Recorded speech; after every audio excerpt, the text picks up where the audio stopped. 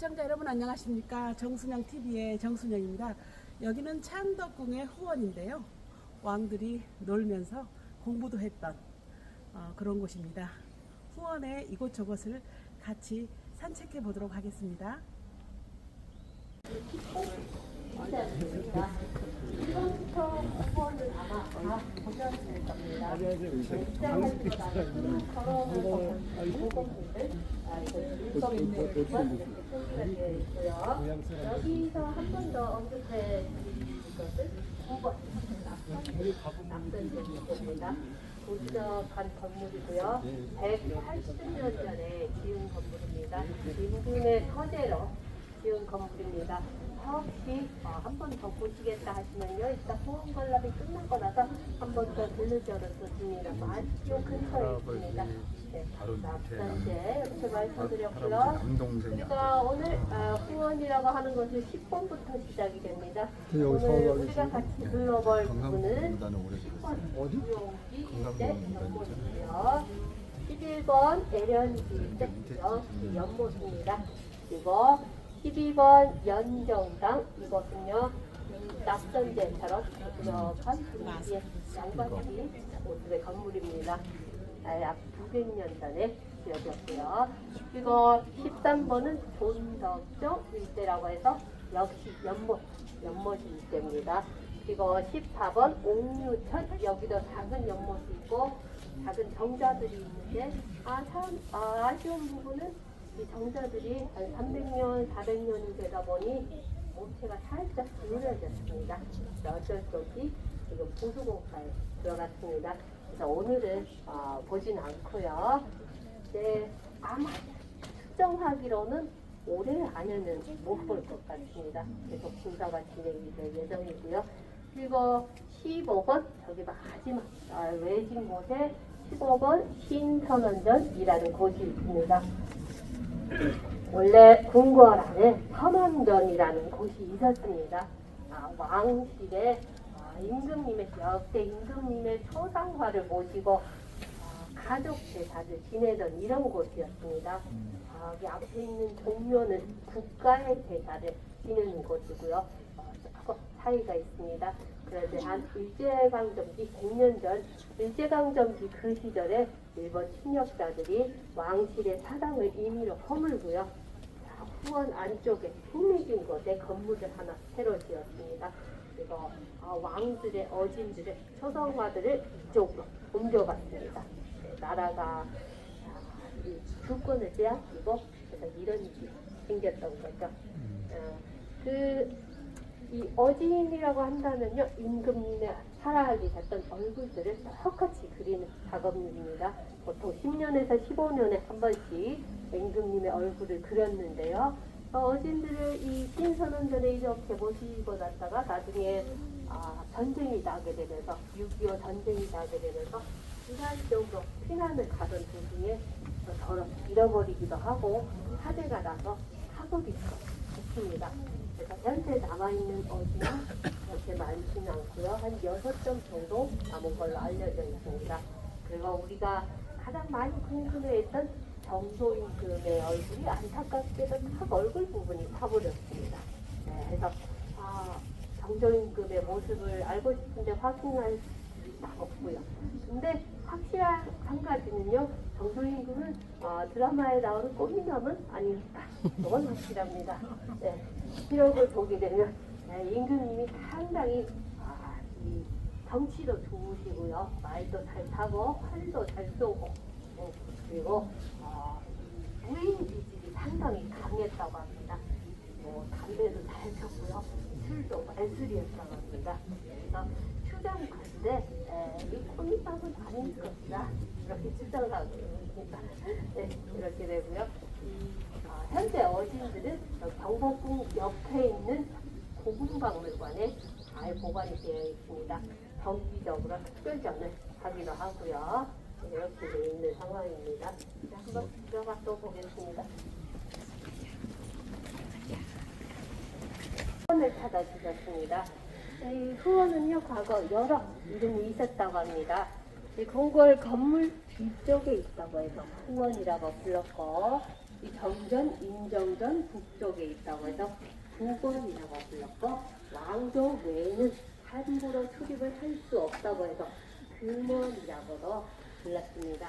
그런데 저런 비원이라고 알고 계신 분도 계십니다. 비원이란 말은 한 100년 전에 생겼다고 합니다.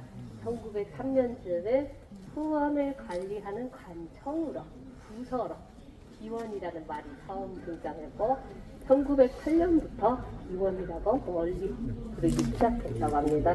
일제강점기에는 이 창덕궁 전체를 비하해서 비원이라고 부른 시절이 있었습니다. 그 지명이 지금까지도 영향을 남기고 있고요. 이 비원이 비원의 서쪽 원서동, 비원의 남쪽 원남도 이렇게 지명이 아직까지도 쓰이고 있죠. 네, 그런데 오늘 이 후원에 찾아주셨으면 이왕이면 이 실록에 가장 많이 쓰였던 이 후원 명칭을 사용하면 좋겠다 이런 생각입니다. 처음 언제 지어졌느냐 하면은요, 서울의 다른 궁궐과도 관련이 조금은 있습니다. 서울에는 궁궐이 5군데가 있죠. 예. 가장 크고 가장 먼저 지어진 궁궐 한번 말씀해 주시겠습니까? 아유, 감사합니다. 네, 경복궁이 1395년 종묘 40과 같이 지어졌고요. 이 10년 뒤에 경복궁의 2궁으로 이 창덕궁을 지었습니다. 그리고 그때 후원을 같이 지었고요.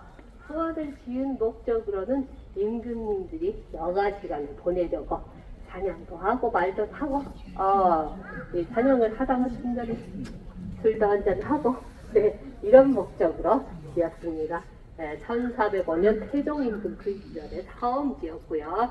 그 다음 역대 임금들이 확장을 해서 어느 정도의 규모를 갖게 되었습니다. 그러나 참 아쉽게도 조선이 건국이 된 지 200년 후에 큰 전쟁이 터지게 됩니다. 임진왜란이 발발하게 되면서 조선 전기에 지어졌던 궁궐 경복궁, 창덕궁, 그리고 역궁궐 창종궁까지 다 사버리게 됩니다. 전세가 워낙 급박하게 돌아가다 보니 임금도 이 신변의 안전을 위해서 저 국경 쪽으로 피난을 갔고요. 나중에 정세가 안정이 되고 전쟁이 끝나고 나서 이 서울로 돌아오게 됩니다. 그 시절의 임금이 선조 임금이었습니다. 그런데 서울에 돌아오다 보니 임금이 거처할 곳마저도 다 사버렸습니다. 그래서 어쩔 수 없이 그때 당시 왕족의 사저였던 오늘날 덕수궁 위치에 있던 그것을 임시로 궁궐로 사용하게 됩니다. 임금님이 계셨다는 곳이니까 그냥 사저로 불러드릴 수는 없고 끝자락에 궁이라고 불러서 문현궁 그렇게 잘못 얘기했습니다. 경운궁 경운궁 덕수궁은 나중에 고종시절에 이름을 바뀌었죠. 여러 역사가 있었습니다. 그런데 이제 임금님이 서울로 돌아오니 궁궐을 다시 지어야 되는 논의를 계속 하기 시작했습니다. 그런데 선조 임금 그 시절에는 전쟁이 방금 끝나다 보니 국가의 재정으로는 턱없이 복원을 할 수가 없었습니다. 그래서 논의가 계속 늦어지다가 그 아들인 광해군 임금 시절이라서 경복궁보다 돈더 창덕궁을 복원하기로 결정했습니다. 그래서 선조 임금은 살아 생전에 복원한 궁궐로 들어오지 못했고요. 그래서 아들인 광해군이 복원을 시작해서 조선 후기의 역사를 이거 창덕궁에서 시작하게 됐습니다. 그래서 조선 전기는 경복궁 시대, 조선 후기는 창덕궁의 시대 이렇게 이해하시면 쉽겠습니다. 그래서 약 270여 년간 조선 후기의 역사를 이곳에서 이뤄갔고요. 그러면서 후원도 역대 임금들이 계속 확장을 하면서 그 기존의 모습을 갖게 되었습니다. 그러면 한 거의 300년 가까이 경복궁은 어떻게 됐습니까? 폐허로 만들어지게 되었죠. 그러다가 고종임금 그 시절에 그 아버지였던 흥선대원 군의 주도할 1867년에 대규모 복원 작업을 해서 경복궁이 다시 지어지게 됩니다. 그러면 그것도 참 아쉽게도 1910년 일제강점기가 들어서게 되면서 또 한 번 큰 훼손을 당하게 되죠. 거의 고종 시절에 다시 복원했던 정복궁의 90%가 다 틀려나가고 훼손이 되고 그런 시절이 있었습니다. 그러나 그래도 좀 다행이다. 일단 이 창덕궁 1910년에 비록 나라의 집권을 이루면서 마지막인 바로 이곳이기 때문에 적었습니다. 창덕궁에 남아있는 문화재의 보건물의 원형은 그렇지 않습니다.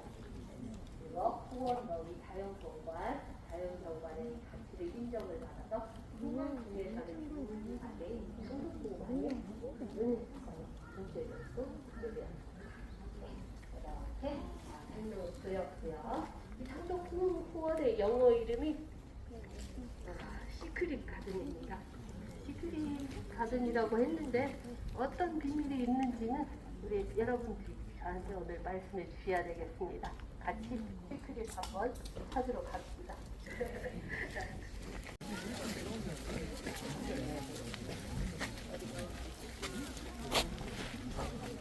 네, 후원안에 우리의 첫 번째 목적지에 도착했습니다. 이름하여 부영지 일대입니다. 부영지 앞에 있는 이 연못이 바로 부영지이고요. 부영은 연꽃의 또 다른 이름입니다. 시기적으로 조금 이르긴 한데 1년 중 가장 더운 7월 말 8월 9월 초까지 오셔도 이 연못 안에 활짝 핀 만개한 연꽃을 부영을 보실 수 있습니다. 이렇게 되고요. 이 연못을 지을 때도 참 공들여지었습니다. 옛 사람들은 천원지방 사상을 참 좋아했습니다. 하늘은 둥글고 땅은 네모지다고 해서 이 연못을 조성할 때 이 우주의 이치를 이것에 적용했습니다. 네모난 연못을 지었고 가운데 둥근 섬을 하나 조성했습니다. 섬 가운데에는 신선과 함께한다는 소나무 상들을 깊게 내놓았고요. 이곳이 바로 신선이 산 곳이다. 내가 바로 신선이다. 이런 구도를 만들어져 왔습니다. 바로 이곳이 부영지 일대이고요. 우리 여러분의 왼편 한번 보겠습니다. 정자가 함께 보이죠?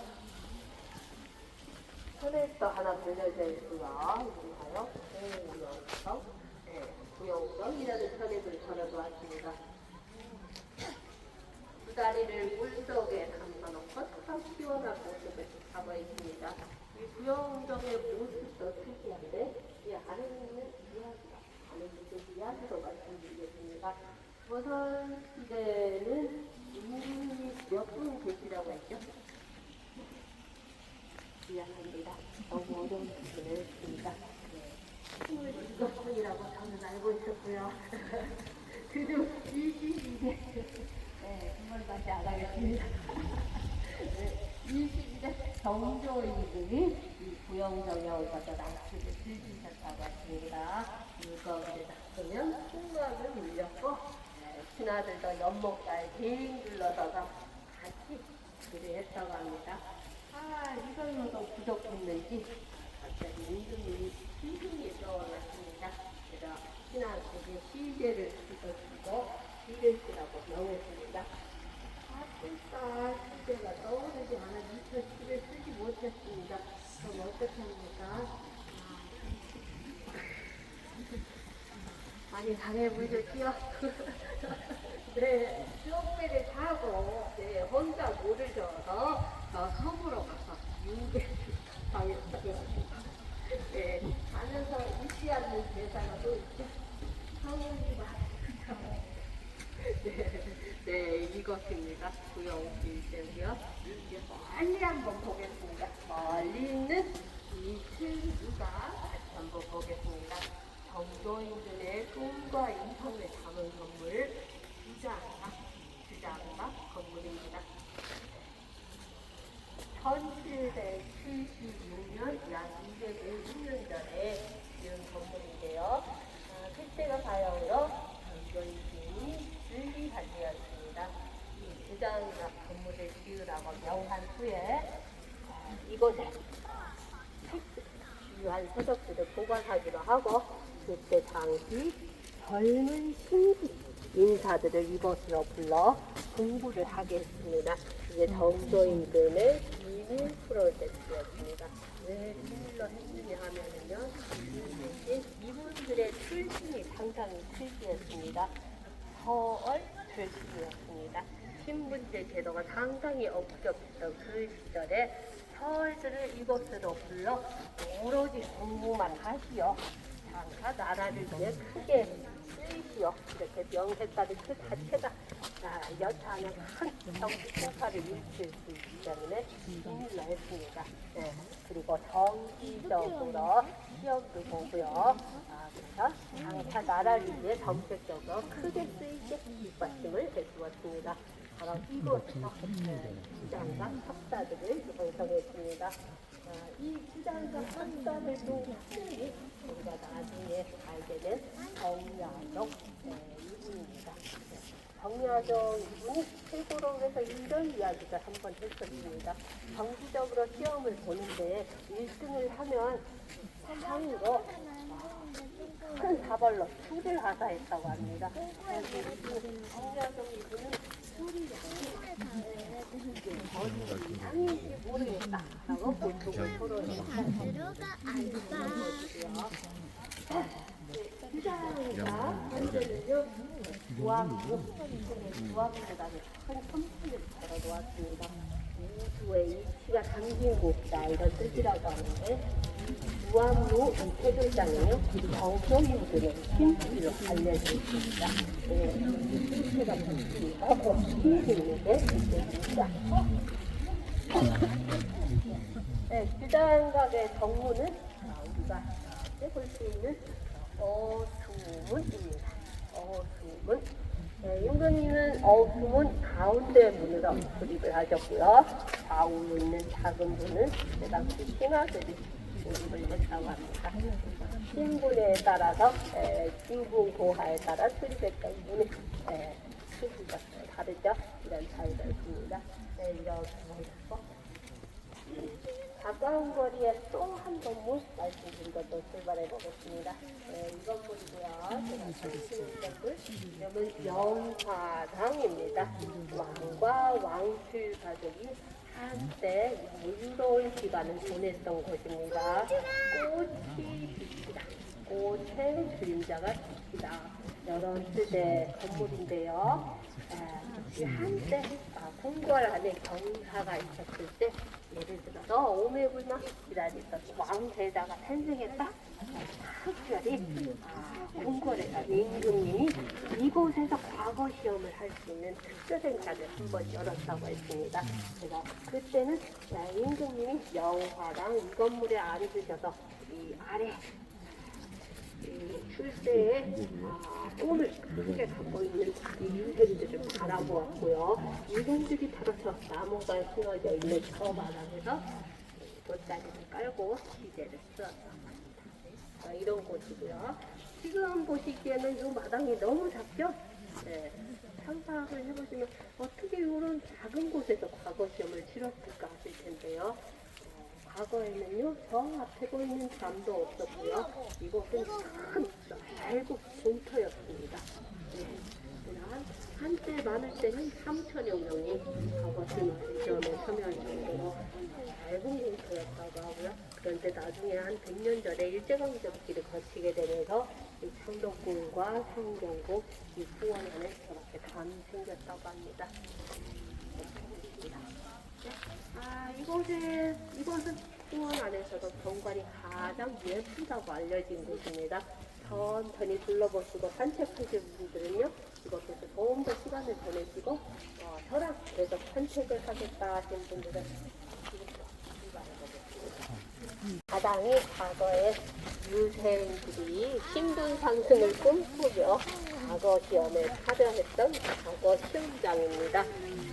영화당, 아까 말씀드렸던 이 건물의 선액이 보이고요.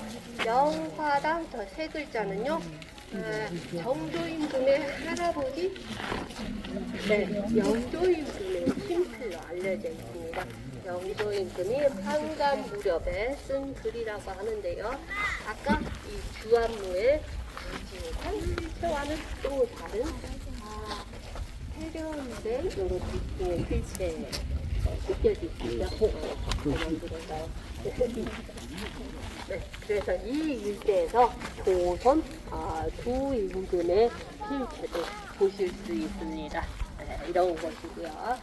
네, 가기 전에 아주 초원 안에서 아주 중요한 곳 한 곳 말씀드리겠습니다. 여러분의 오른쪽에 위치해 있는 저 붉은색 건물이고요. 네, 그렇습니다. 좌로 봐도 우로 봐도 화장실이고요. 네, 후원 안에 여기 하나밖에 없습니다. 네, 기억해 두시고요. 혹시나 나중에 오셨을 때도 기억해 두셔도 좋을 것 같습니다.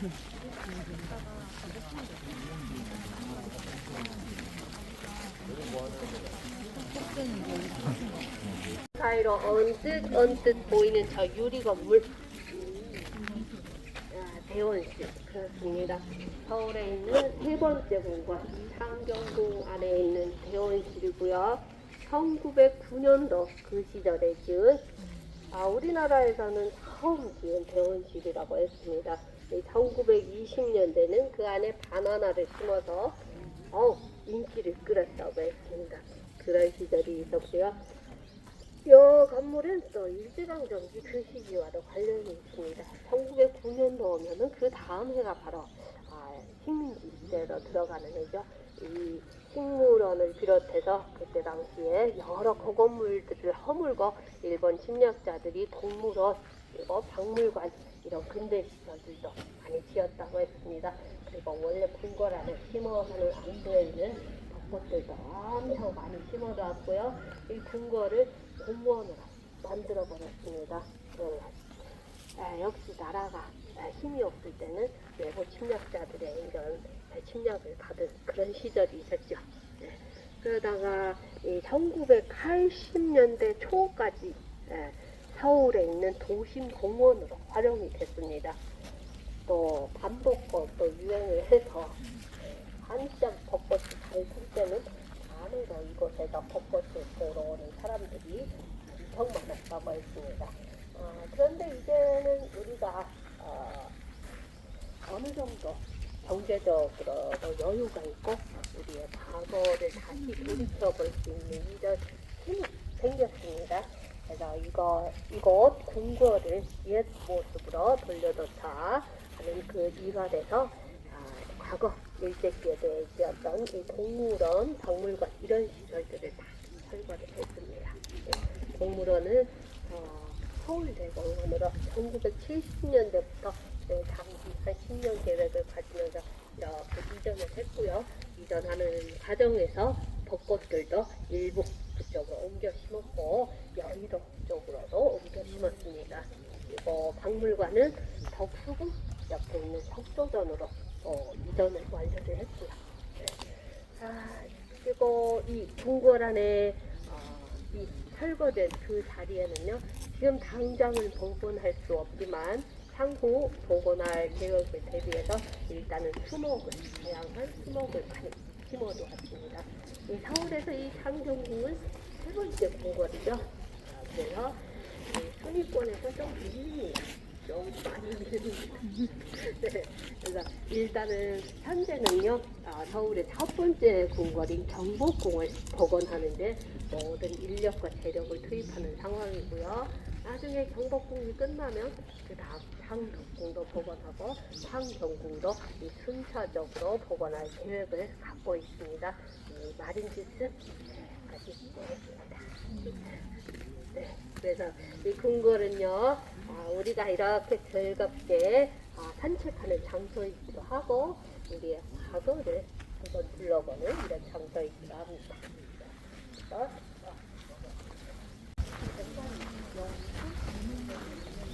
단계적으로 말씀드리고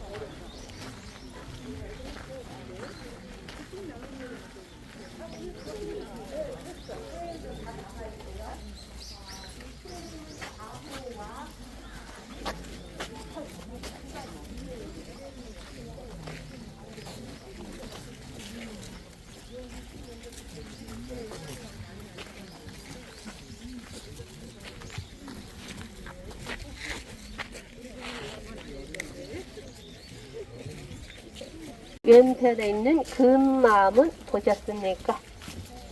네, 감사합니다. 보셨답니다. 네, 금마문 안쪽에 이렇게 멀리서 한번 바라봤더니 서박한 건물이 두 채가 지어져 있는 것을 볼 수 있습니다. 여기에서 역사 속 인물 또 한 분을 소환해 드리겠습니다. 이곳은요, 조선 후기에 왕세자 한 분이 공부를 했다는 곳으로 알려져 있습니다. 이 왕세자, 어느 왕세자냐고 물으실 텐데요. 효명세자라는 분이었습니다. 효명세자라고 한다면 이 족보는요, 정조임금의 손자, 순조임금의 아들, 그리고 그 뒤에 즉위한 헌종임금의 아버지였습니다. 이렇고요. 효명세자는 어렸을 때부터 영특했고 이 아버지 순조의 기대를 한 몸에 받았습니다. 할아버지 정조를 닮아서 이 나라를 위해서 크게 쓰이겠다 이런 큰 마음을 먹기도 했고, 이 순조가 대리정정을 맡긴 후에는 세도 정치를 바로잡겠다 해서 여러 가지 실질적인 조치도 한 분으로 알려져 있습니다. 그런데 참 이분은 안타깝게도 대리청정을 한 지 한 3년도 참 짧지만 얼마 안 돼서 갑자기 피를 토하고 죽었다고 합니다.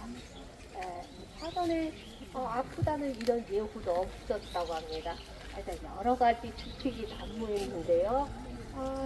다시 진상 조사를 하자 이런 빗발친 요구에도 불구하고 반대파의 여러 가지 강해 시도에 의해서 결국은 무산됐습니다. 그래서 독살되었다는 심증만 있고 불증은 없는 그런 마무리가 됐습니다. 여기서 또 참지 못하고 질문하러 하겠습니다. 이분은 왕이 되었을 때 그렇죠. 되지 못했죠. 효명세자로 역사에 남게 되었는데요. 그 아들인 헌종이 즉위한 다음에 이 종묘를 모셔놓았고요. 입종으로 이 추존을 해드렸습니다.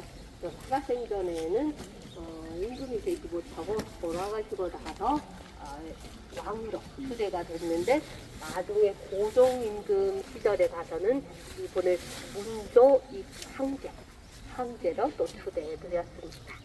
이렇게 됐고요. 이런 분이고요. 이따가 산책을 하실 때 성형세자가 지은 또 다른 독서실도 한번 볼 수 있고요. 멀리 있는 양반지 모습에 저것은요, 성형세자가 200년 전에 지은 공연장으로 알려 있습니다. 이따가 마지막으로 우리가 둘러보겠고요. 이렇게 말씀드렸고, 이렇게 보니 또 하나의 연못이 눈에 띄죠. 여기는요, 애련지라는 곳입니다. 연꽃을 사랑하다 이 뜻의 연못이고요. 그리고 저기 정자도 한 채 보입니다. 애련지, 애련정, 정자입니다. 보셨다시피 아까 보았던 구용지와는 조금 차이가 있습니다. 애련지 안에 꽃이 피어보시고 열심히 크고 있습니다. 요건요 수련입니다. 수련이고요. 한 6월 말쯤에 꽃이 필 겁니다. 그 다음에 한 달 뒤에 연꽃이, 큰 연꽃이 껑충 올라옵니다. 수련은 풍경초처럼 이 수면에 딱 붙어서 꽃이 핍니다. 연꽃은요 키가 좀 더 큽니다. 그래서 여기는요 2가지 꽃을 보실 수 있습니다. 아까 보셨던 도영지는 오로지 연꽃입니다. 못 믿으시겠어요? 여름에 오십시오. 한번 확인해 보십시오. 뽕나무 맞습니다. 뽕나무 맞고요. 뽕나무가 후원 안에 엄청 많았다고 합니다. 한 1,500여 그루가 있었다. 이거 창덕궁 후원에만 이 정도가 있었고요. 경복궁 후원이라고 한다면 오늘날의 청와대 그 자리인데요. 그 자리가 경복궁 후원이었는데 거기는 3천여 그루의 뽕나무가 있었다고 합니다. 왜 이렇게 많이 심었느냐 물으신다면요, 조선시대 때 경제 구조와도 관련이 있습니다. 조선시대 때는 농경사회였죠. 두 가지 경제산업, 경제산업 중에 가장 중요한 두 가지가 농경과 양잠이었다고 합니다. 임금님이 친히 조선시대 때는 농사를 지으면서 백성들에게 모범을 보였다고 하고요. 이 창경궁, 오늘날의 창경궁 춘당지 그곳이 임금이 농사를 지었다는 내농토 자리였다고 합니다. 나중에 일제강점기를 거치면서 연못으로 바뀌었다고 하고요. 거기에 한 11마리의 논이 있었다고 합니다. 상상이 안 됩니다. 11마리는 어느 정도인지. 상상이 가는 것은 임금이 이 농부처럼 열심히 농사 지은 건 아니고요. 정일집 몇 번 하고, 사진 한 장 찍고, 신문에 대해서, 이 정도로 했다고 하고요. 역시 왕비가 담당하는 일 중에 하나가 양잠이었다고 합니다. 역시 임금님과 마찬가지로 뽕나무 잎 몇 개를 옮기고 사진 한 장 찍고 신문에 올리고 이 정도로 하고요. 아니면 진짜 농부였겠죠. 그 중에 한 그룹입니다. 나이는요 한 400살 정도로 추정하고 있습니다. 그래서 조선 후기에 심었구나 이렇게 추정하고 있고요. 뽕나무 중에서도 키가 크고 이 수형 나무의 모습이 뽕나무로 골라서 전형기념물로 지정을 했습니다. 사람이랑 똑같습니다. 잘생기고 뽕나무 그렇습니다. 이제 한 여름 6월 말쯤에 한번 와보십시오. 뽕나무 열매 모기가 따닥따닥 이 땅으로 떨어집니다. 새들도 참 좋아하고요. 과거에는 보양식으로 임금님들의 보양식으로도 알려져 있습니다. 임금 중에서 가장 장수했다는 영조임금의 여름 보양식 식사들 중에 하나가 오리였다고 합니다. 다양강장, 천연 다양강장대로 알려져 있습니다. 옛날에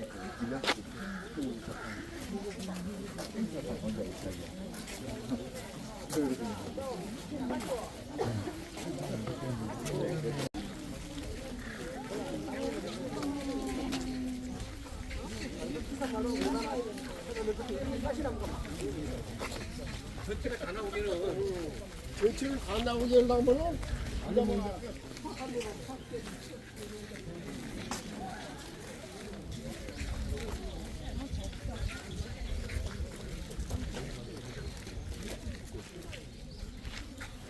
하나의 연못이 눈에 들어옵니다. 우리가 소원에 들어와서 보게 된 세 번째 연못입니다. 원래 이름은 관람지였습니다. 관람지. 그런데 이 연못의 모습이 틀에 박히지 않은 자유분방한 모습, 그리고 이 자유분방한 모습이 약간 이 한반도의 지형을 닮았다고 해서 일명 반도지라는 또 다른 이름이 생겼습니다. 바로 여기입니다. 원래 한 200년 전에 후원의 모습을 그린 동골도라는 그림이 있었습니다. 그때 확인을 해보니 여기에는요, 지금과는 다르게 네모난 연못이 2개가 있었고 동그란 연못이 하나가 있었습니다. 그런데 한 100년 전에 일제강점기 그 시대를 거치면서 이 후원을 한번 보수한 적이 있습니다. 보수할 그 무렵에 모습이 이렇게 요모습이 바뀌었다고 했습니다. 이 후원도 그때 당시에 지도자가 누구냐에 따라서 조금씩 그 모습을 달리하고 있습니다. 관람지 또는 반도지, 이 모습이 한반도에 닮았습니다. 좀 올라가서 한번 아래로 내려볼까요? 네, 천천히 산책 한번 해보겠습니다.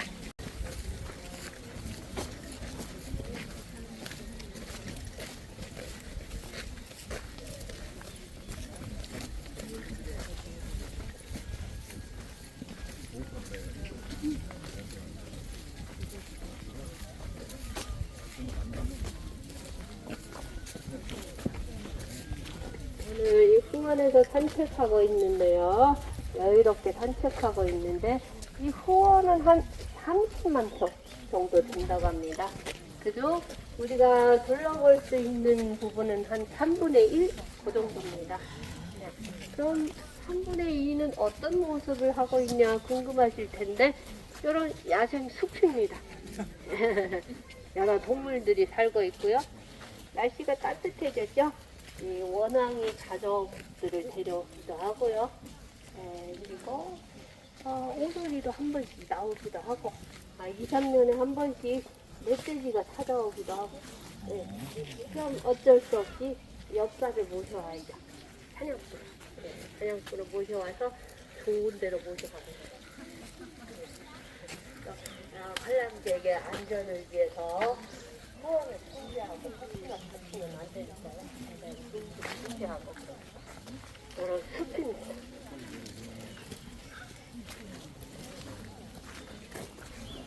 네, 연못가를 산책하면서 혹시 내 눈에 몇 세 정자가 들어오는지 한번 그것도 한번 확인하시는 것도 재미입니다.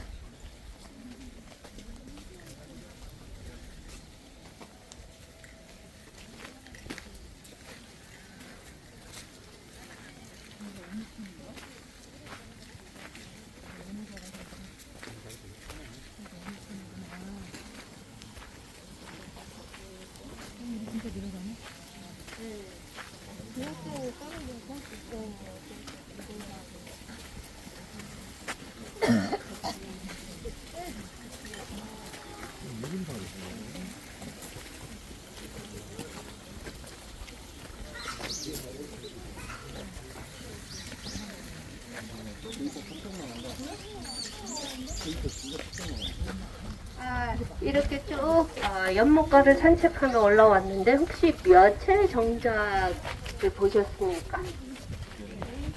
네 채죠. 바로 마주보는 정작, 그리고 저 아픈 정작, 그리고 지붕 이중으로 되어 있는 정작. 이렇게 한 4채의 정자가 눈에 띄는데요. 이 정자는요, 건축 시기도 다르고 나이도 다 다릅니다. 가장 오래된 정자는 여기입니다. 네. 나이부터 말씀드리자면 한 400살 정도 됐습니다. 거슬러 올라가서 인조임금 그 시기에 지었습니다. 1644년 그 시기에 지었고요. 한창 정자호란이 터지고 전쟁 중이었습니다. 그런데 역시 후원 안에 이 정자를 하나 지었고요. 그리고 다행히 지금까지 나왔습니다. 그리고 이 안에 임금님의 글 한 편을 걸어두었습니다. 네, 혹시 원하시면 이거 안쪽으로 한번 보세요. 네.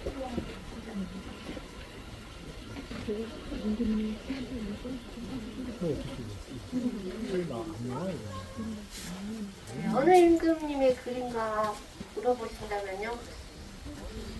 네, 아까 어느 분이 말씀하셨습니다. 정조 임금. 원래 임금님들도 우리한테는 호불호가 선명하게 갈립니다. 그죠? 네, 정조 임금의 글을 걸어놨고요. 이 오른쪽부터 만천명월 주인홍 자서 이 글의 제목을 새겼습니다. 만천하의 주인이 내가 쓴 글이다. 이런 글을 다 적어놓았습니다.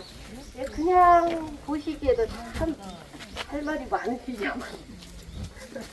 네, 아이고 그럴만도 했습니다. 세자 때부터 끊임없이 암살의 위협에 시달렸고요. 네, 그 모든 고난을 극복하고 드디어 임금이 됐습니다. 그런데 임금이 되자 이 주변을 둘러보니 사람이 없습니다. 그래서 별치부진 주장각을 지어 젊은 인재 등용하고 편으로 만들었습니다. 이게 정조 임금이고요. 그리고 이 정치를 한 20년 정도 했습니다. 24살에 즉위를 해서 한 49 그때 돌아가셨습니다. 그 기간 동안 세계 이게 정치 경제 흐름도 잘 탔습니다. 조선 후기 정조 후기로 들어서면서 조선 땅에도 자본주의 매너가 싹트기 시작했습니다. 그래서 조선 경기에는요, 이 관료들만 꽉 잡고 있던 이 여러 가지 특권들을 후기를 조금씩 풀어주어서 백성 중에서도 중농들이, 상인들이 생기기 시작했습니다. 조선시대는 구도가 이렇습니다. 신분 구도가 한농공산. 그래서 사대부가 사회적 지위가 가장 높습니다.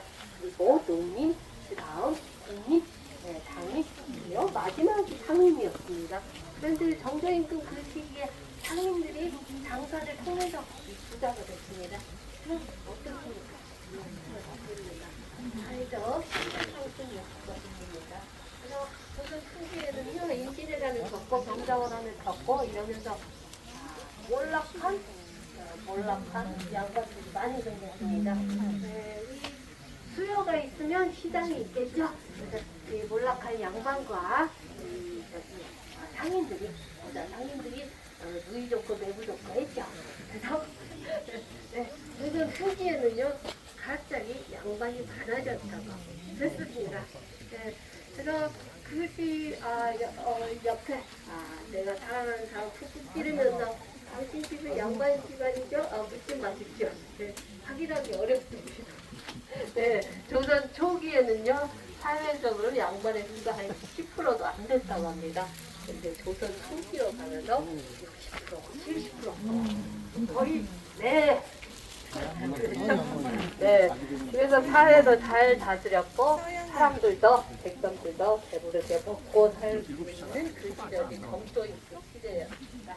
그래서 정조임금이 20년간 정치를 하면서 여러 가지 서관들을 꾹꾹 담아서 바로 이 글에 남겼습니다. 양반을 먹는 그릇을 우리 마지막 장서 영정강 쪽으로 한번 가보겠습니다. 저도 마주보고 있는 요 경자들은 한 100살 그 정도 됐습니다. 그리고요, 이 연못과 이 경자는 엄청 세계적으로 유명합니다. 넷플릭스 킹덤을 여기서 촬영했습니다. 내가 외국 분들도 이것을 보고 킹덤? 예스 킹덤. 이것입니다. 킹덤 촬영한 정도고 이 연못입니다.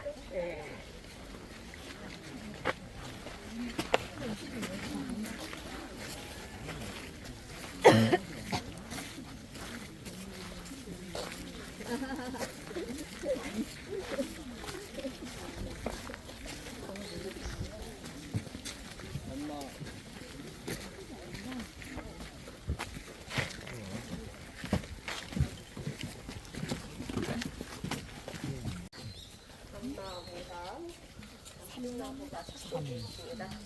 삼나무도 가을 단풍이 피지 않습니다. 이 시대는요, 가을에 어디를 잘 와서 들어서 참 예쁩니다.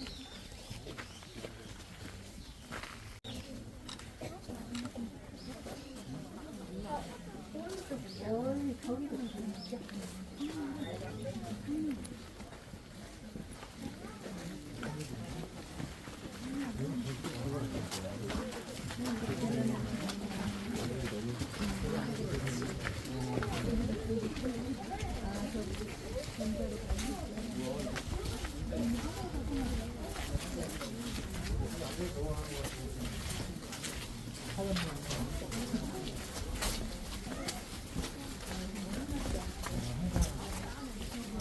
창 같은 거는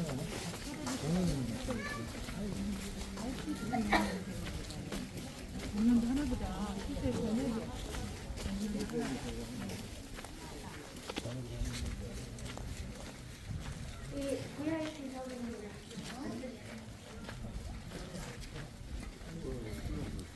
자리가 부족하면 이쪽에 앉으셔도 괜찮고요.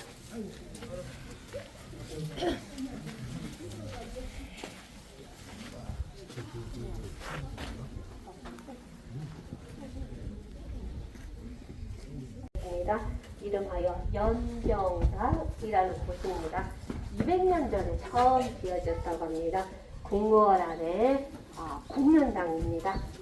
잔치, 연회, 연향을 베푸는 곳이고요. 아까 잠깐 언급했던 효명제자가 처음 지었다고 합니다.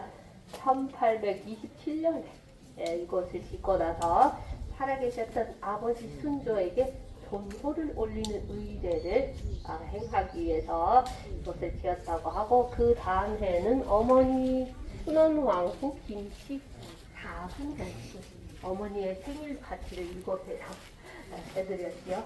그리고 여러 가지 궁궐의 연회 행사를 많이 했습니다. 네. 그런데 지금 보시는 이 모습은요, 200년 전의 모습은 아닙니다. 150년 전에 고종임금 시절에 한번 중수를 했습니다. 그래서 그때부터 지금까지 남아있는 모습이고요. 역시 궁궐 안에 연회, 연향을 베푸는 특수 목적으로 지은 곳입니다. 오늘날의 세종문화회관이라고 생각하시면 쉽겠습니다. 네. 네, 이렇게 되고요. 이 외형을 보시게 되면 딱 양반집입니다. 네, 양반집 모습으로 지었고요. 사랑채 모습, 안채 모습, 그리고 저기 멀리 서재 모습, 딱 겉으로 보기에는 양반집 모습입니다. 영락없는 양반집이고요. 이곳에서 큰 여러 가지 행사를 했습니다. 고종임금 그 시절에 명성황후가 살아있었을 때 외국 공사들을 초대해서 여기서 행사를 했다고 합니다. 이런 곳이고요. 앞에 무대가 준비가 되어 있죠. 역시 200년 전에 연회, 연향을 베풀었던 취지를 되살려서 궁궐 안에서 야간 행사를 지금 진행하고 있습니다. 이름하여 달빛기행 행사고요. 밤에 달빛을 보면서 이 궁궐을 둘러보는 이런 행사입니다. 혹시 원하시면요, 온라인에서 미리 예약하고 참여하셔도 좋을 것 같습니다. 저랑 같이 쭉 산책하셨던 이 순서로 여기까지 와서 착석하신 다음 저 무대에서 전통 공연을 한 3-4편 정도 해드립니다. 네. 티켓은 뭐 3만원 이 정도고요.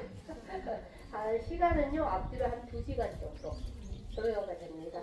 그리고 중간에 심심하실까봐 간식도 하나 작은 거 드리고요. 음료도 드릴게요.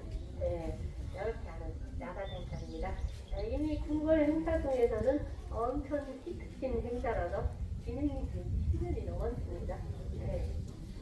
1년 중에 봄, 가을, 날씨가 딱 좋은 2계절에 이렇게 진행이 되고요. 네, 이렇게 말씀드렸습니다. 네. 이제 마무리를 하겠습니다. 저랑 같이 후원 산책에 동행해 주셔서 너무너무 감사합니다. 고맙습니다. 네, 천천히 저랑 또 같이 나가겠습니다. 이제 후원 관람이 5시까지입니다. 그래서 직원분들이 이제 마무리를 해야 됩니다. 접종하는 차원에서 저랑 같이 천천히 나가겠습니다.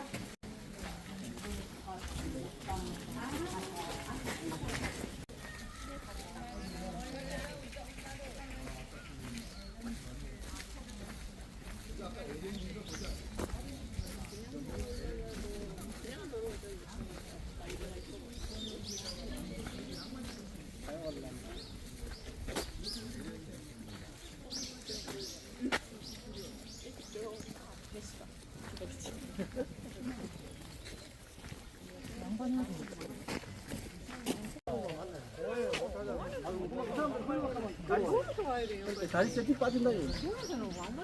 와 이거 이쁘다. 이게 그렇게 많았다니까. 뭔 꽃인지 몰랐는데. 많이 들었는데 난 꽃은 처음 봐. 이 나무가 되게 많은데 이쁘다. 엄청 이쁘네. 여기에 딱 덩어리가 되게 예쁘다. 한박꽃 나무 해놨나?